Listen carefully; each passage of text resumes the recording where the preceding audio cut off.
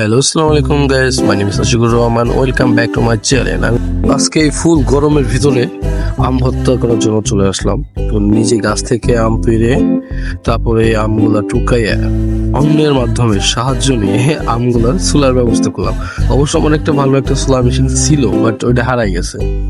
তো গাইস, আমগুলা ইতিমধ্যে অনেকগুলাই চুলা শেষ, অনেক আমগুলাই চুলা শেষ। এখন আমরা এই আমগুলার পুরো কচলাইয়া ধুইয়া একবারে ডুবন্ত পানিতে ধুইয়া পরে আপনার হলো ঝুরি করার জন্য দিয়েছি। তো ঝুরিটা আমি নিজে হাতেই করছি।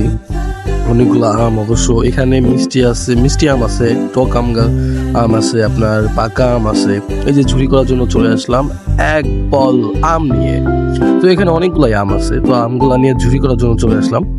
তো ঝুড়িটা আমি নিজে হাতে আস্তে আস্তে আস্তে আস্তে বসে বসে অনেক সময় লাগছে আমার ঝুরি করা। ঝুড়ির যে মেশিনটা ছিল, ওই যে ঝুরি করার ইয়াটা, তো সেটা খুবই নর্মাল আর কি।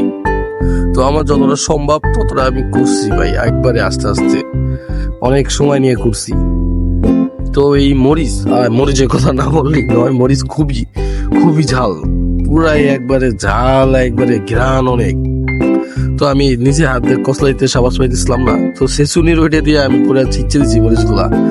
এখানে আমি মরিচ দিতেছি আপনার, তারপরে এই মধু দিছি, একটু বিট লবণ দিছি, এমনি সাদা লবণ যেটা সেটা দিছি, চিনি দিছি, আর কাসনটা একবারে আমাদের এলাকার হাতে বানানো কাসন, সেখান থেকে কিনে আনছি। তো পুরো কাসনটারে দিয়ে চটকায়া মাখাইয়া একবারে ঘ্রাম যা হইছে।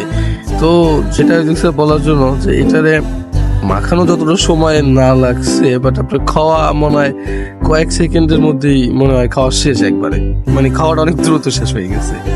তো সবাই আমার বলতেছিল যে গরমের আম ভর্তাটা একবারে পুরো অস্থির হয়েছে, অনেক অনেক মজার ছিল, দুর্দান্ত।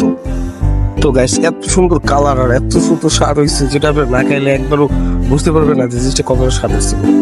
টক মিষ্টি ঝাল পুরো একবারে একসাথে, তো অনেক দ্রুতই মজার জিনিস, তো তাই বেশিক্ষণ থাকে না শেষ।